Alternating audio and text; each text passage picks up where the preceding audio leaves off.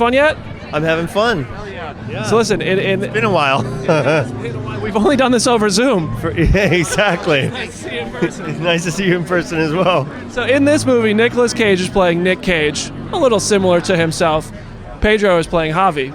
Tell me how similar that character is to yourself, if at all. I feel like there's a possibility that that Javi is closer to me than Nicolas Cage in this movie is to Nicolas Cage.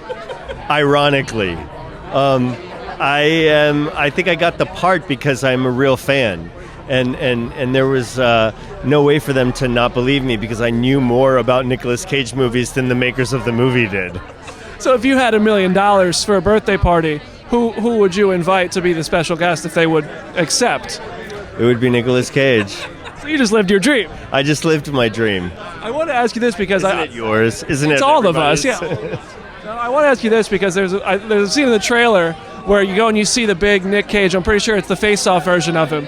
Yeah. What is kind of the weirdest part of fame like this, where people have action figures? I have a Mandalorian in my living room. What is the weirdest part of being in everybody's house like that? I don't know yet. I'm not sure.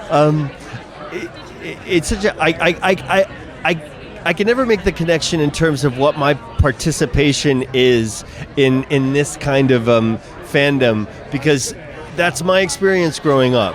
And my parents were from Chile, and we came to the States when I was a baby, and we grew up and we consumed entertainment and pop culture, and that was like my conditioning, and that's how I was raised, and so that's who I'll always be. And I think that probably has a lot to do with why I ended up in a movie like this. But I'm not. It's a little too surreal. Reality needs to present itself on more sort of like practical terms to me, because this is a little much. Especially if you're telling me that you have a. But I mean, I'm wearing a helmet. I have. Well, the Hot Toys has both. Yes, I want that Hot Toy. Well, I'm happy for you. You're living the dream, dude. It seems you very much deserve it. My last thing before I let you go, I gotta hear from you, dude. The Last of Us.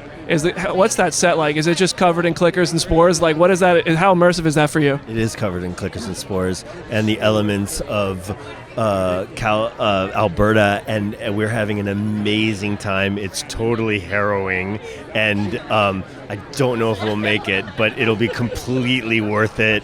It is amazing, and I'm having an amazing time. I don't know if I'll make it. All right, well, do you know what happens to Joel? Oh, I do know what happens to old Joel. I may not even make it to that.